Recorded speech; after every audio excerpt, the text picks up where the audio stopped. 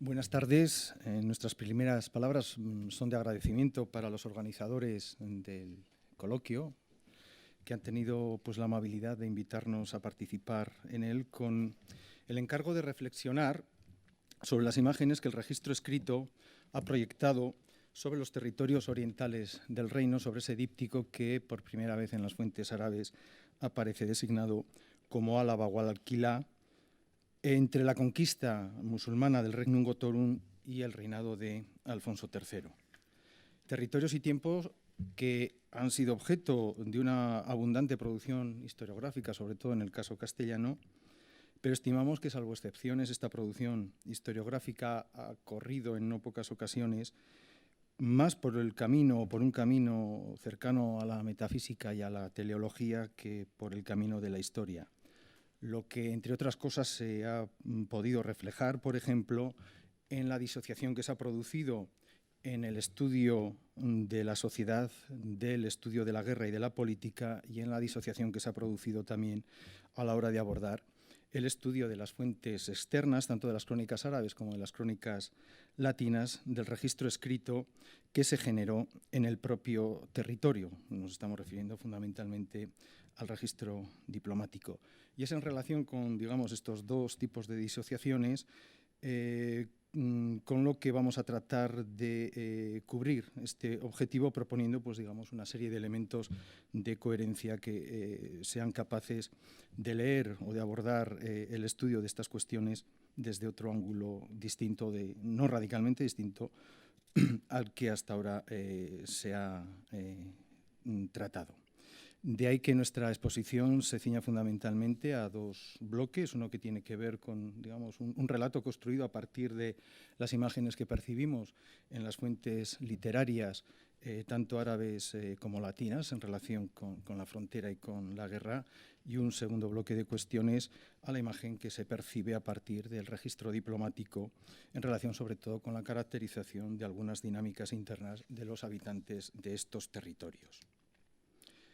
Bien, en relación con este primer bloque de cuestiones, con esta primera imagen, las grandes áreas de la frontera del Alto Ebro se estabilizan relativamente en la segunda mitad del siglo VIII, con la consolidación del Emirato Independiente de Córdoba y con el periodo de no confrontación con el Islam, de lo que se ha venido denominando como reyes holgazanes. Antes y después de esto, en cualquier caso, lo que nos muestran las fuentes, lo que nos muestran los textos es una frontera amplia, es una frontera dinámica, es una frontera incluso permeable y magmática en la que se juegan muchas bandas.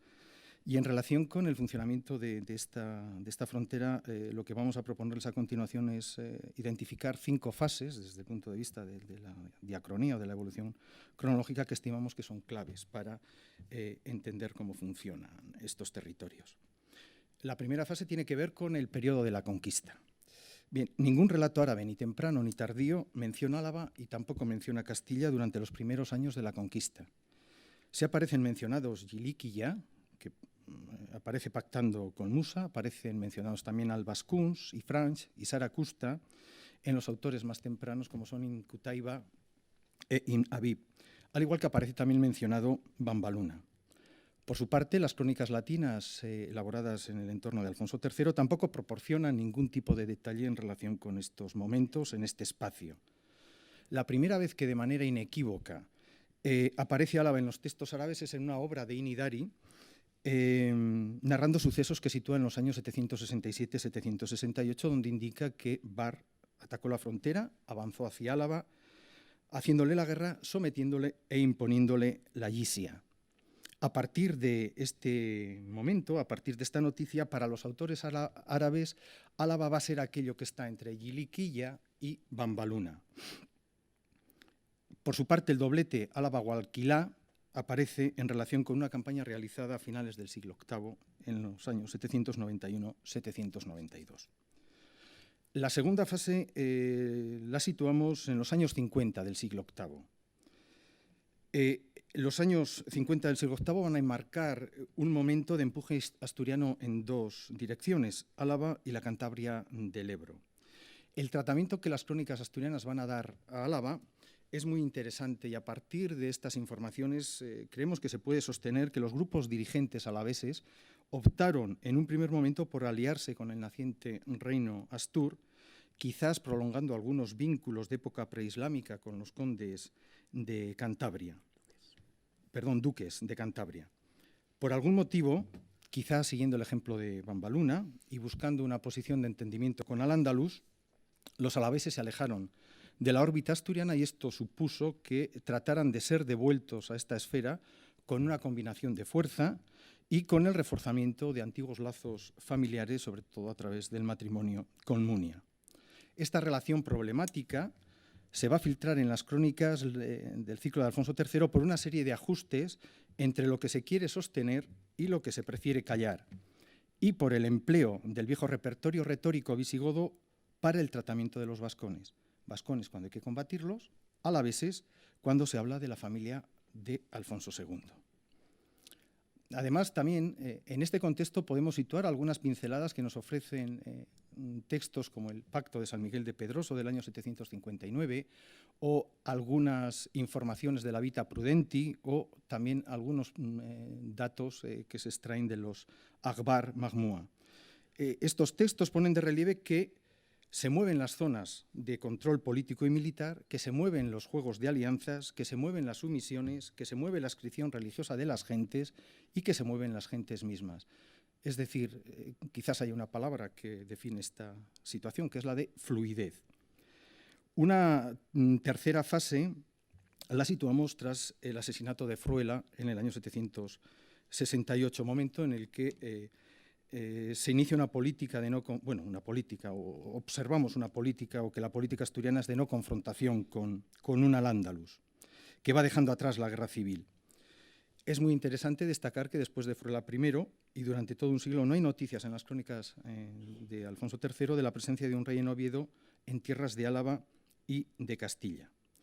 Además, como hemos indicado antes, es sumamente significativo que en tiempos de Abderramán I se impusiera el cobro de la yizia en Álava, amén de otras formas de control que desconocemos, lo que muestra, entre otras cosas, lo siguiente. En primer lugar, el afianzamiento del dominio musulmán en estas zonas del Alto Ebro y, por lo tanto, el repliegue del empuje asturiano. Y, en segundo lugar, que en algún momento los alaveses han sido considerados como los navarros, dimnis, es decir, gente de Al-Ándalus, gentes de Dar al-Islam. Una cuarta fase se situaría durante el reinado de Alfonso II a finales del siglo VIII, primeros 40 años del siglo IX. Con Alfonso II. Con Alfonso II llega al trono de Oviedo la facción aristocrática vinculada con los grupos dirigentes de Álava. Dicho grupo, a partir de este momento, va a tener la oportunidad de disfrutar de la cercanía del monarca, sobre todo después de haberle protegido en Álava, después de su expulsión de las tierras asturianas. Además, la entronización definitiva de Alfonso II va a coincidir con el comienzo o con el inicio de toda una serie de acifas musulmanas en las que, como ya hemos indicado, aparece por primera vez el díptico Álava Gualquilá y en las que por primera vez también se califica a estos territorios de Dar al-Harb, es decir, de tierra de guerra, lo que implica una concepción radicalmente opuesta en las fuentes árabes a la que representa la yizia y la consideración de dimnis. En cualquier caso, conviene ser cautos con este tipo de consideraciones por toda una serie de limitaciones que nos muestran las fuentes en las que no voy a entrar. Nos preguntamos, en cualquier caso, si el hecho de hacerse con la corona de Oviedo no ha dado lugar a un cambio de actitud de los grupos dirigentes de la zona con respecto a Córdoba y si no es este uno de los factores que explican los zarpazos del sensual Abderramán contra el casto Alfonso II.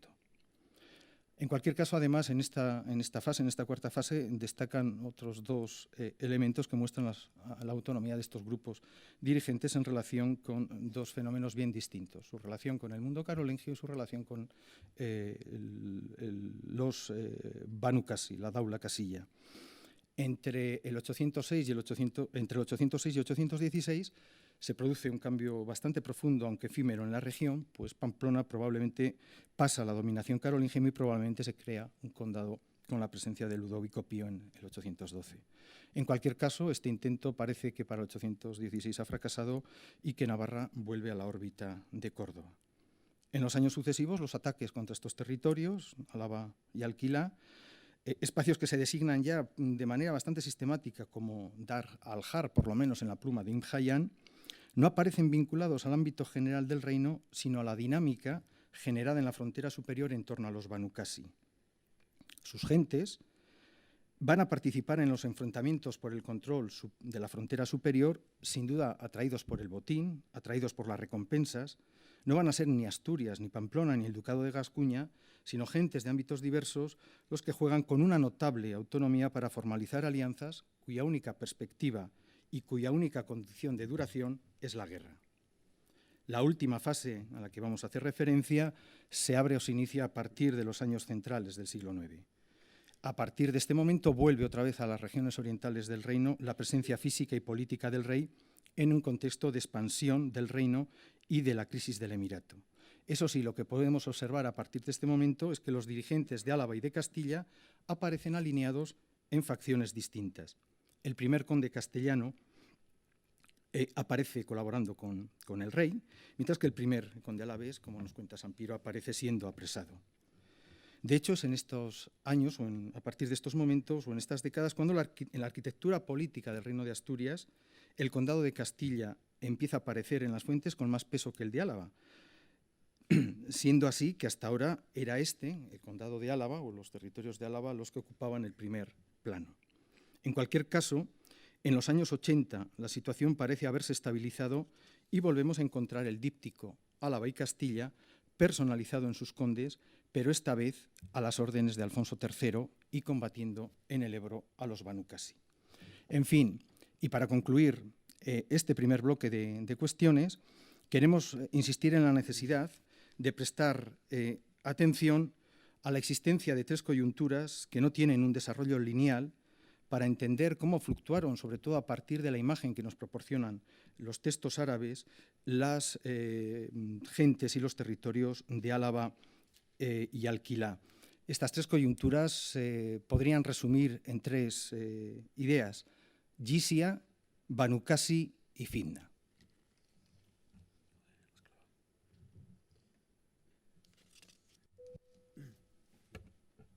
Bueno, buenas tardes.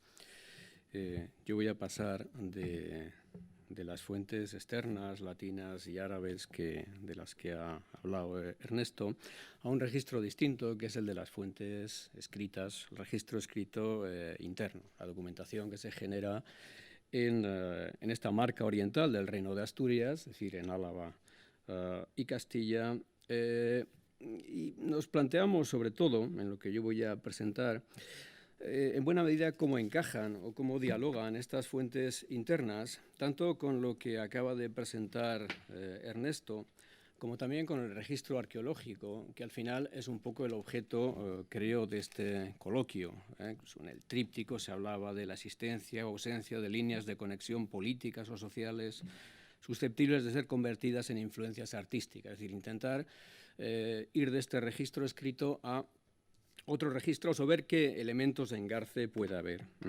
Más allá de datos puntuales, es decir, no tanto de datos que permitan fechar determinadas cosas, sino como conjunto, es decir, como intento de esbozo de la arquitectura social de la que emanan estos textos. Nos centramos, como ha dicho Ernesto, estrictamente en el periodo Astur, es decir, no vamos más allá de Alfonso III, lo cual supone un corpus de poco más de 30 textos para todo este periodo. Eso sí, no son textos en general, textos aislados, pulverizados, sino que lo que forman son pequeños conjuntos, pequeños dossiers, que después se han incorporado a los archivos de las abadías más importantes, sea de Silos, San Millán, u otras, pequeños dossiers centrados también en territorios que ocupan en buena medida casi todo este espacio.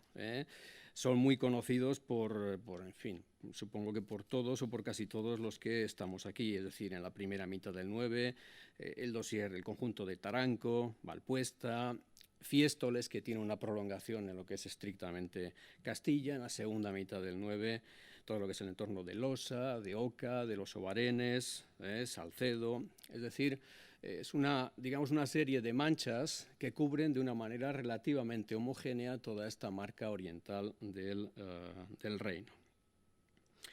Este conjunto documental, que insisto, no es una especie de pulverización de textos que han quedado al azar, sino que presentan una cierta estructura y coherencia territorial, tiene también una cierta coherencia interna en su contenido, es decir, son conjuntos de textos que combinan fundamentalmente dos tipos. Combinan, por un lado, la narración vinculada normalmente al fenómeno de las presuras, de la toma del territorio, y es una cuestión muy interesante porque ahí la narración se sitúa en la frontera entre lo escrito y las formas orales, los usos orales de ocupación, de apropiación, con una disciplina, digamos, comunitaria del territorio. Funciona como una especie de interfaz entre lo escrito y lo oral. Es decir, llegamos, recorrimos, hablamos, nos hicimos con, encontramos, filtrado, eso sí, por el topos del eremos, el topos del desierto, que es uno de los más productivos en todo Occidente en este periodo. Y junto a la narración existen textos que están articulados con los formularios de tradición romano-visigoda, que normalmente se refieren a la circulación de bienes, de personas, de alianzas en el interior de los grupos que generan este tipo de documentos. En general, este corpus, este pequeño corpus, no deja de tener muchos elementos de coherencia interna y tiene mucho trabajo por hacer, todavía mucho trabajo, pues como el que ayer presentó Javier Fernández Conde, de crítica interna, de estudio de su evolución dentro de los archivos. Es decir, a pesar de ser muy conocidos desde antiguo, tienen todavía una cantidad de días y de años de trabajo por delante muy grande. A pesar de esto, han sido fuentes un tanto maltratadas. Por un lado, la crítica documental muchas veces se ha reducido a la duda, cuando no a la negación en bloque, de la utilidad de estos textos, con argumentos, en mi opinión, a veces peregrinos, que echan junto pues, el agua con el niño. Es decir, no valen para nada porque son invenciones, siendo así que son invenciones similares a las que... es decir, no son, quiero decir, son discursos que se encuentran en todo Occidente en ese periodo, que no son invenciones, sino que filtran lo que están describiendo a través de una serie de fórmulas, de tópicos, de clichés, pero que eso no implica la falsedad. Y muchas veces se han utilizado también como especie de preámbulo, una especie de preámbulo nebuloso, unas primeras noticias que son la introducción a lo que viene después, a una sociedad que después aparece más claramente o mejor articulada desde el punto de vista político, es decir, una especie de preámbulo oscuro a una situación que en el siglo X parece verse más clara. Es decir, no se han estudiado tanto como textos emanados de una sociedad que tiene su lógica propia y que genera este tipo de textos organizado, digamos, distribuido territorialmente de esta manera. Creemos que estos textos corresponden a una sociedad determinada que no es la misma en este periodo que después en el siglo X. Una sociedad que en buena medida, sin ir más allá de un esbozo muy general, se articula, digamos, en agrupaciones, en conjuntos de familias, de grupos familiares, jerarquizados de manera, digamos, discreta, grupos en los que hay relaciones de asociación y de alianza, de clientela honorable, también de relación de subordinación y explotación, ¿no? Que funcionan en un radio territorial reducido, que no va más allá de un valle, de una comarca, de un sector de valle, y que juegan con respecto al territorio, con una serie, es decir, en lo que es el acceso al territorio, a la posesión fundiaria, a la reproducción de esta posesión, juegan con unas reglas condicionadas por un régimen agrario de muy estricta disciplina comunitaria, que juega con la oposición de intus y foras, que organiza un tipo de poblamiento y de ocupación del territorio muy característico.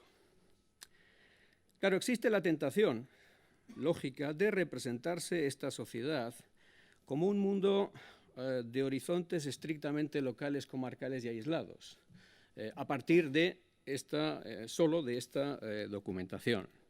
Claro, esto en Álava también, pero sobre todo en Castilla, tiene que ver, por un lado, con el hecho de que tradicionalmente ha habido una historia política que básicamente trazaba líneas de frontera y una historia del interior que era la repoblación, Y después, en la renovación de las últimas décadas de la historia social en Castilla, posiblemente en el interés justificado, pero que se ha centrado casi exclusivamente en eso, en el estudio de las sociedades locales y de las dinámicas locales. De alguna manera, dejando de lado los mecanismos de engarce con estructuras políticas superiores.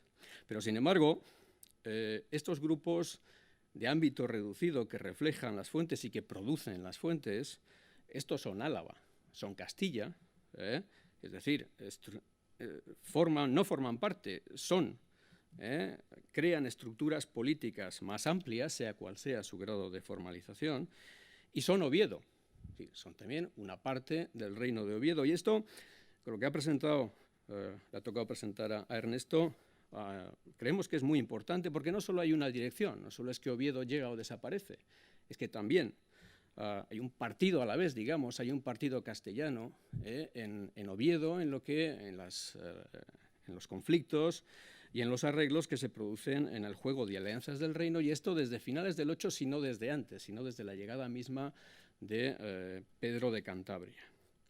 La cuestión es cómo se articula esto, es decir, estas sociedades que producen este tipo de documentos, cómo se articulan con el poder político. Lo único que queremos es presentar, enumerar o, si se quiere, recordar algunos aspectos que tendemos a no tener mucho en cuenta al hacer historia social o historia rural de este periodo.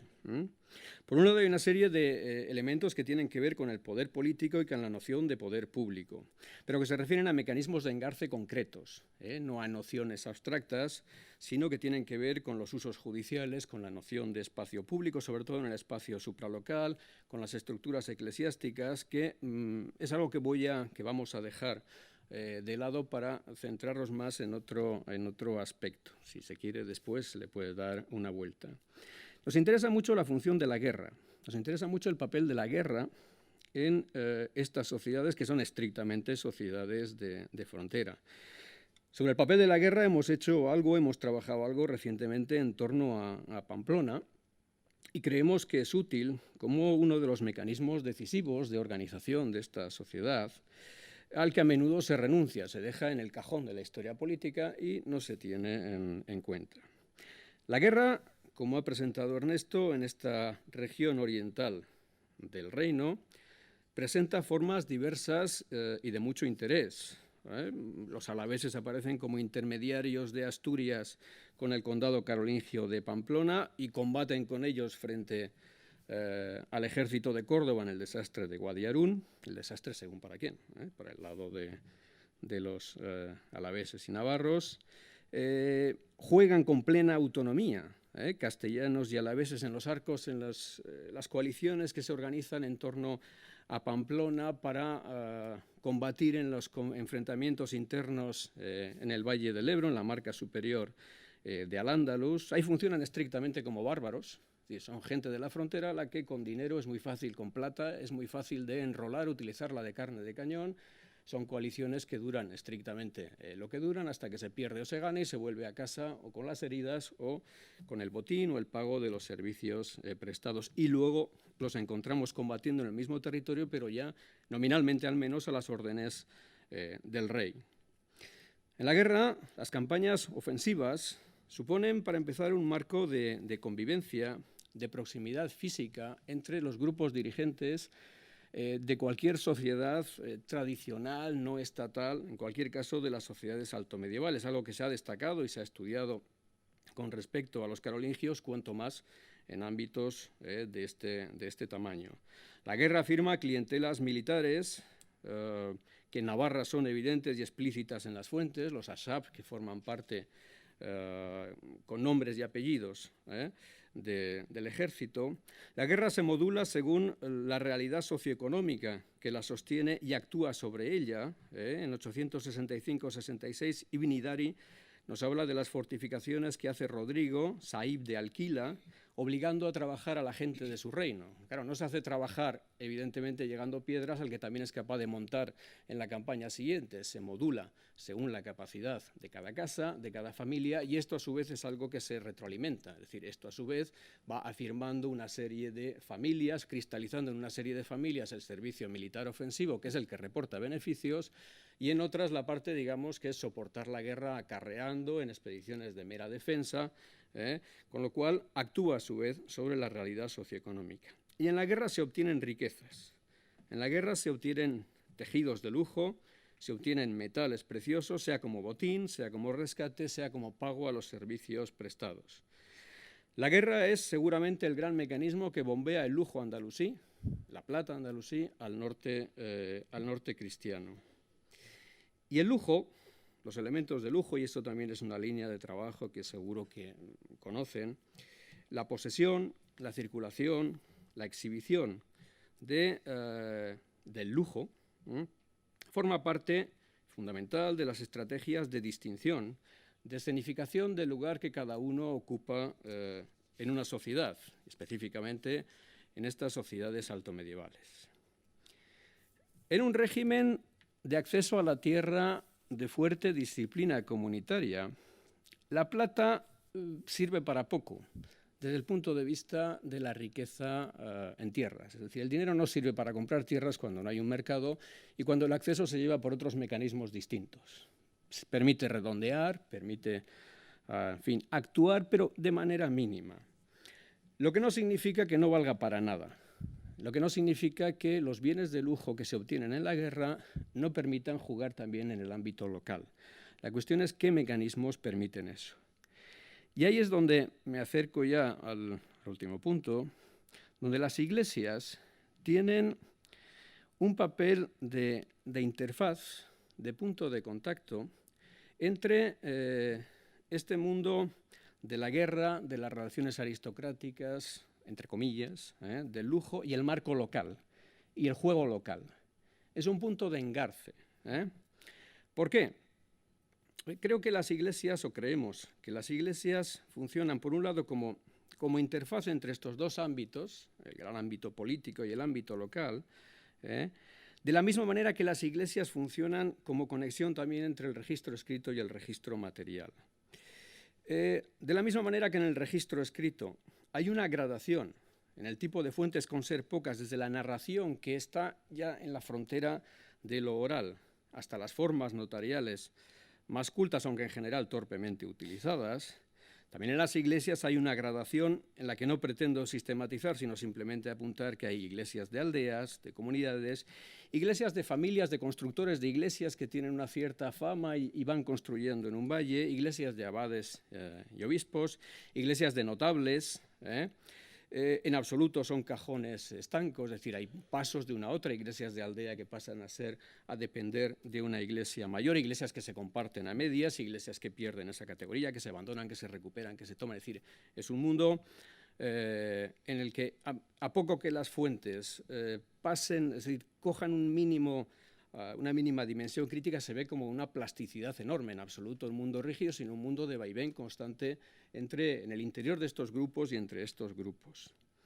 Las iglesias, por un lado, son la clave de bóveda, o están situadas, mejor dicho, en la clave de bóveda de la organización del territorio aldeano.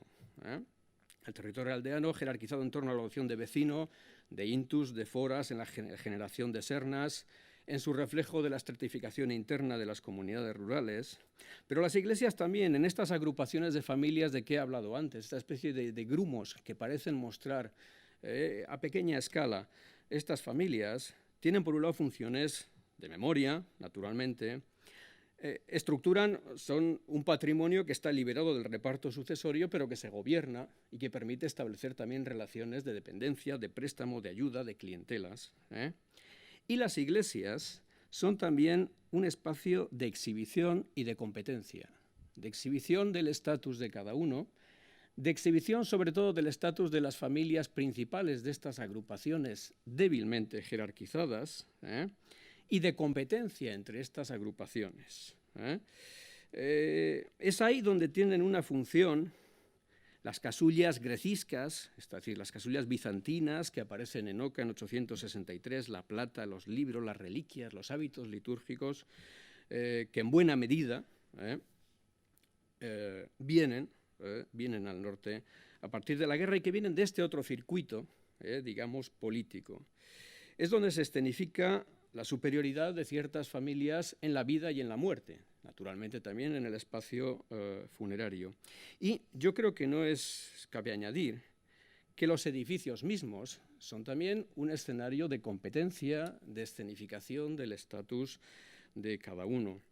Pienso en la inscripción de Tobillas, del segundo Tobillas, que evidentemente es una conmemoración, pero es una conmemoración sobre todo en primera persona como representante naturalmente de un grupo.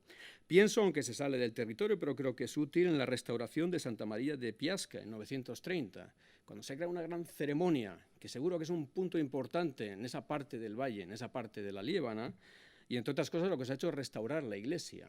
Y se exhibe el tesoro y se traen a 4 obispos. Y es uno de estos grupos que estructuran el valle en un periodo de mayor competencia que en el siglo IX. Es decir, los edificios también forman parte de esta exhibición, de esta competencia y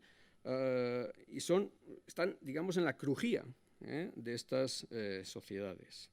De hecho, y esto ya es una pregunta vaga y para la que simplemente hacemos una sugerencia, en esta parte oriental del reino nos preguntamos si esta escuela regional de constructores que hace Tobillas I, que hace Tricio, Santa Coloma, San Vicente del Valle, quizás un espejismo, pero parece corresponder bien a esta segmentación, fragmentación, no aislamiento, pero sí estructuración más segmentada, una autonomía mayor del siglo IX.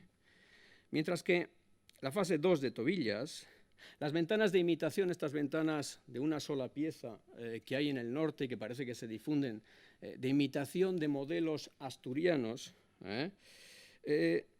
si no tienen que ver, si no encajan bien con este segundo momento, cuando vuelve el rey, cuando podemos observar también que el ámbito, la competencia, la cristalización, la jerarquización de estos grupos se hace mucho mayor en el siglo X, si esas segundas fases no tienen que ver ya con un ámbito, con un ambiente, con una atmósfera política y social que se va estresando, jerarquizando, haciendo más piramidal.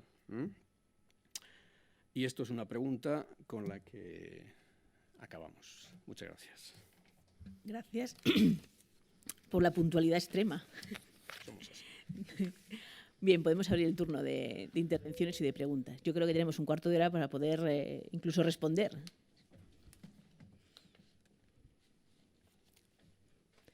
A ver, ¿dónde están los micrófonos? Maribel Fierro.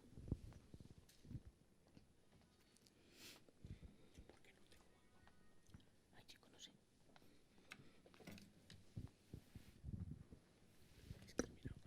Sí, me ha interesado mucho la primera parte sobre las fuentes históricas árabes.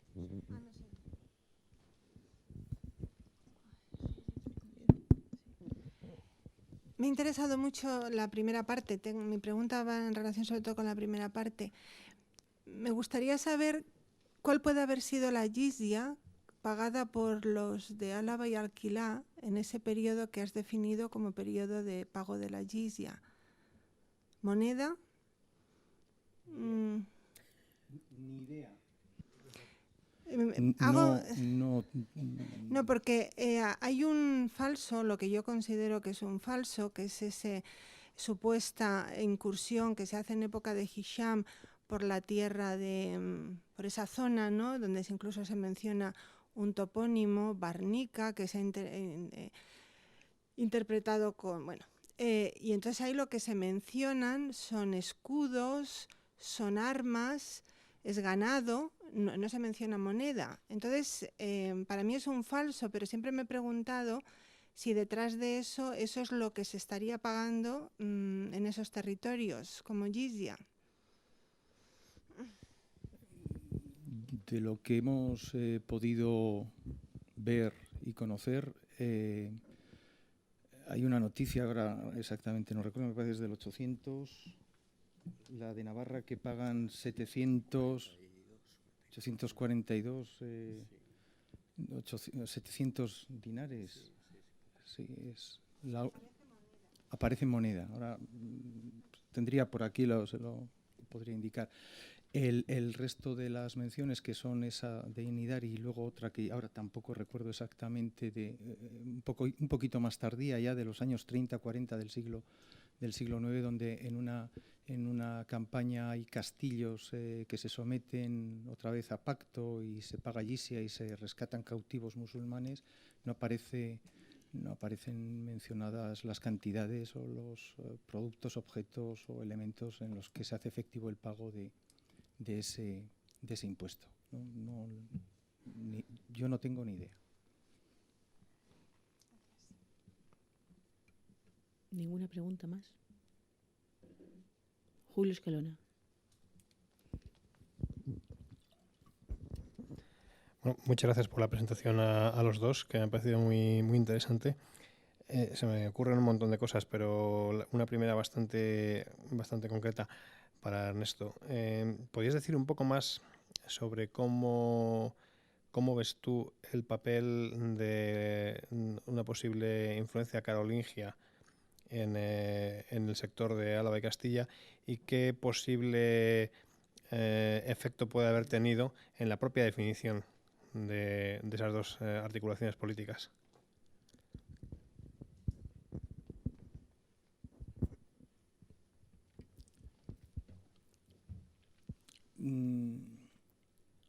Yo creo que hay un elemento que puede resultar anecdótico, que lo hemos comentado en más de una ocasión y que exactamente tampoco yo lo tengo claro del todo, y es que en textos de Pamplona, no de Álava y de Castilla, de finales del siglo X o sobre todo de principios del siglo XI, aparece una carga que debe a una serie de villas, a una serie de monasterios, que se llama Parata, pero que aparece también en la zona occidental de La Rioja en un documento de San Millán.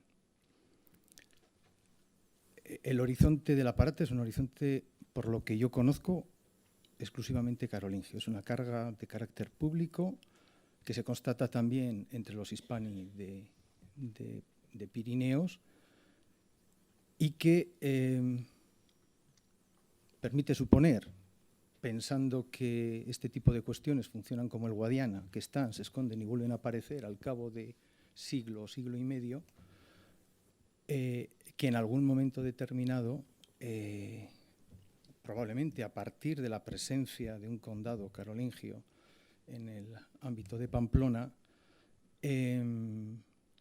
haya podido producirse ahí, digamos, una influencia, en este caso en la estructura fiscal, que ha acabado dejando un pequeño retazo.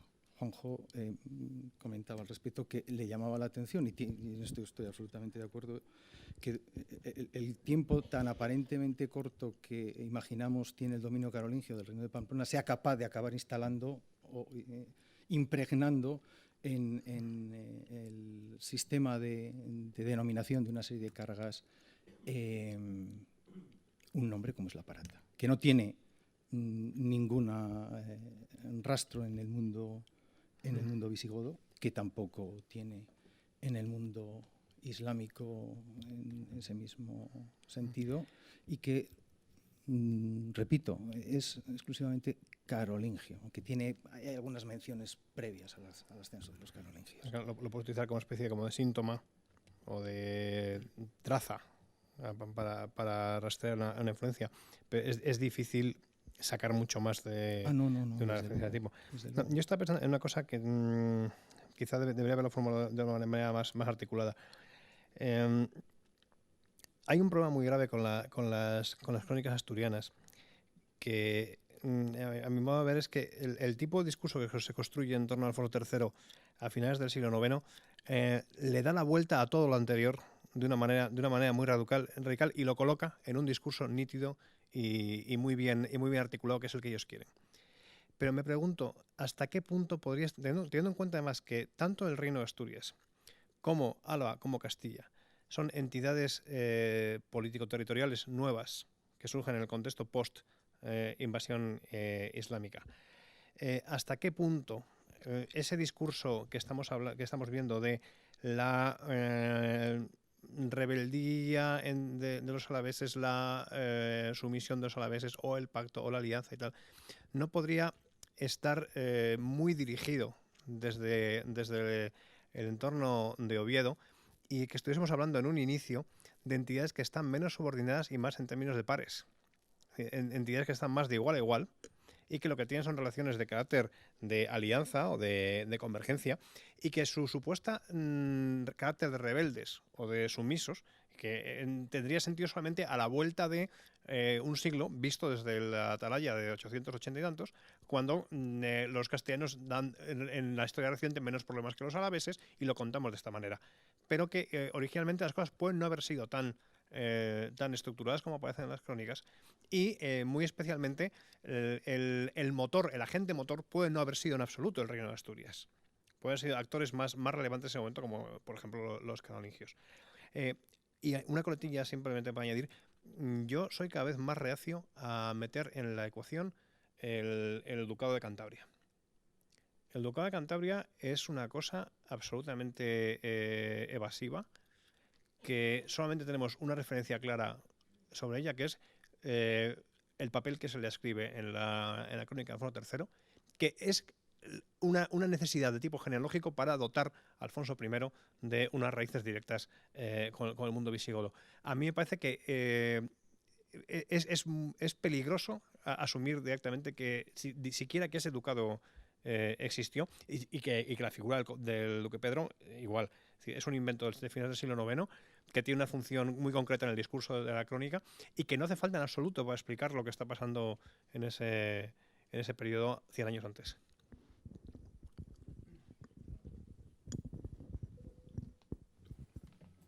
No sé, casi en el orden.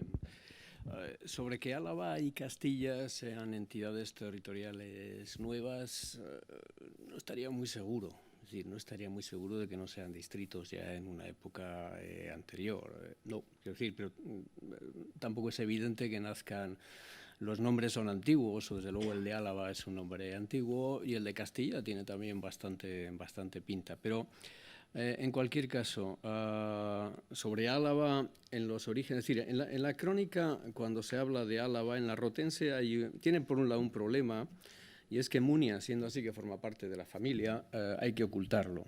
Y entonces se montan un lío en la rotense y uno mucho peor en el obetense para explicar por qué la madre de Alfonso II, en principio, tal y como lo presentan, es una cosa absolutamente inverosímil, siendo así que lo que ocurre es que hay lazos anteriores.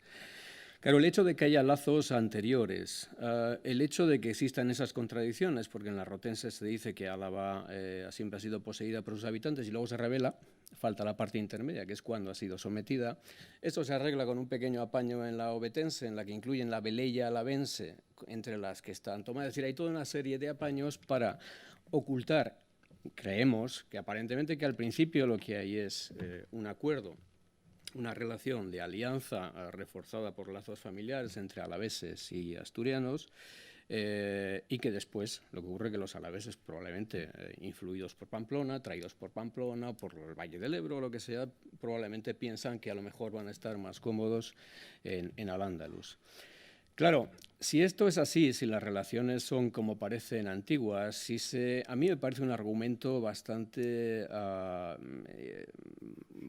útil o bastante válido la geografía de las campañas de Alfonso I, que es muy minuciosa, muy específica, con mucho conocimiento de los distritos precisamente de Cantabria, de lo que se llama Cantabria antes, de lo que se llama Cantabria en el siglo X, cuando lo conquistan los de Pamplona, sea o no un ducado, es decir, en ese sentido, sea un ducado o sean unos grupos dirigentes que tienen vinculaciones desde antes con los alaveses, es bastante verosímil, y que después ese grupo, de un modo u otro, tenga influencia. Yo no estaría tan convencido de que el duque Pedro, o que en cualquier caso que los grupos dirigentes de Cantabria sean una invención. Creo que hay otros elementos que no parecen puestos conscientemente para reforzarlo, como es esa geografía, y que apuntarían más bien en el otro sentido.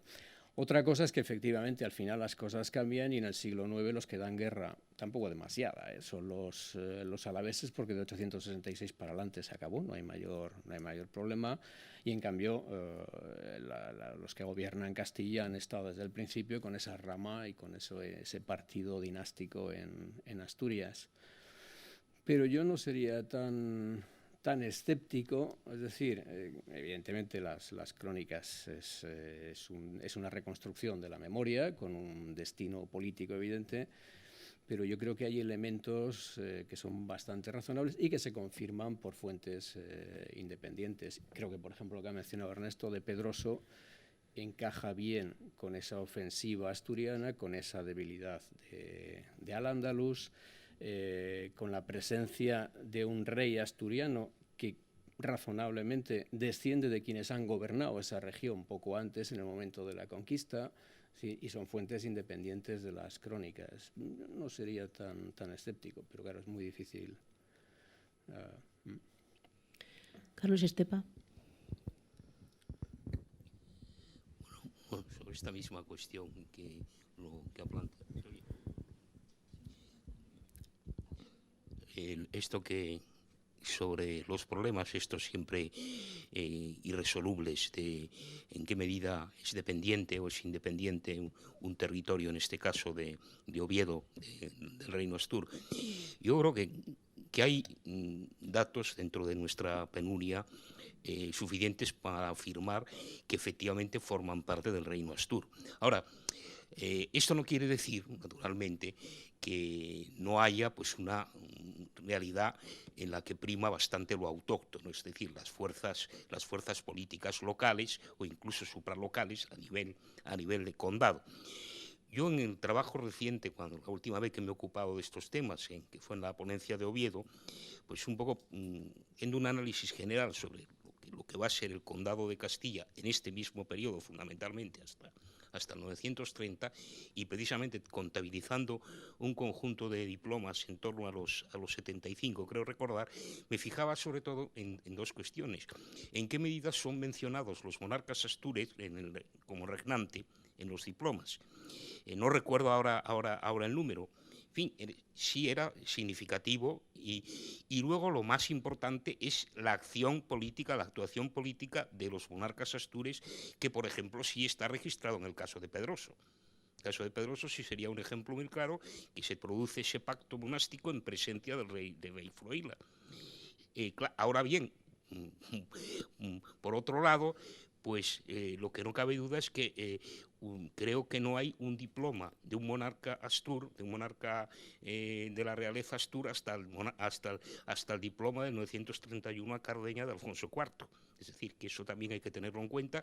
Y también ahí estaríamos ante una cuestión que es importante, y es que, por un lado, las fuentes narrativas nos pueden reflejar más ese mundo de relaciones políticas, de grupos que tratan de emparentar, de poderes que tratan de establecer alianzas por la vía del emparentamiento, y luego, sin embargo, la realidad documental pues es tiene otro cariz, aunque sin duda sí hay elementos, estos datos de que había por lo menos escribas, o había por lo menos determinados contextos. También aquí habría que tener en cuenta si el diploma es original o no.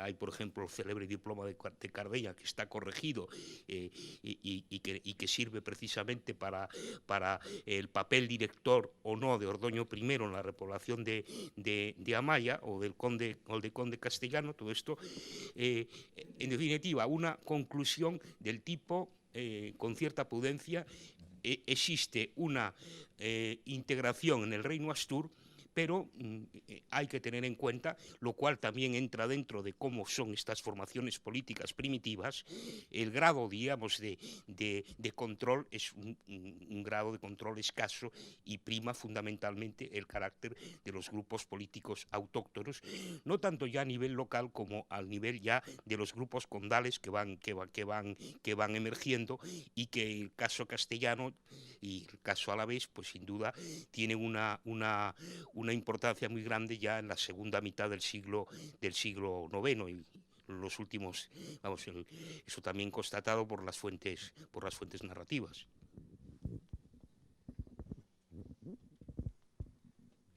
Sí, yo, en fin, suscribo prácticamente todo lo que ha dicho Carlos, pero sí que haría algún matiz. Nosotros somos un poco más optimistas con respecto al divorcio entre fuentes narrativas y documentales. Nos parecen bastante más coherentes. Es decir, al final las fuentes narrativas también lo que muestran es eso. Los de Castilla hay periodos muy grandes en los que organizan el ejército, combaten con absoluta independencia del rey de Asturias, que está con independencia de que se reconozca o no. Y en ese sentido no hay discrepancia con lo que muestran las fuentes documentales.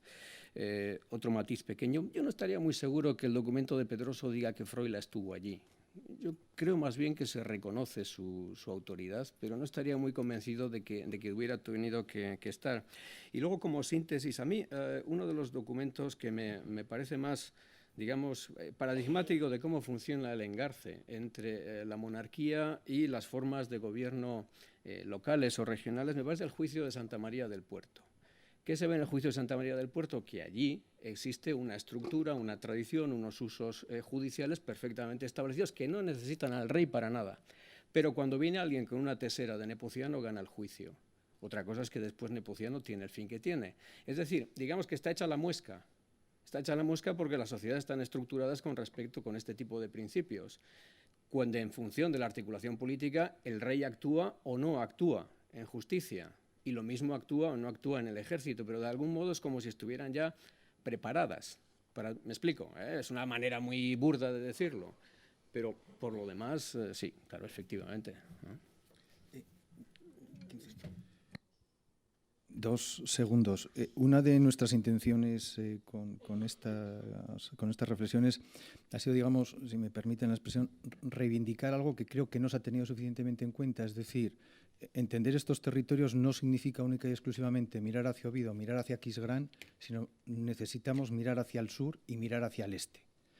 Y con toda esta serie de piezas se puede construir algo que tenga, digamos, más visos de verosimilitud de las construcciones que se han hecho ahora.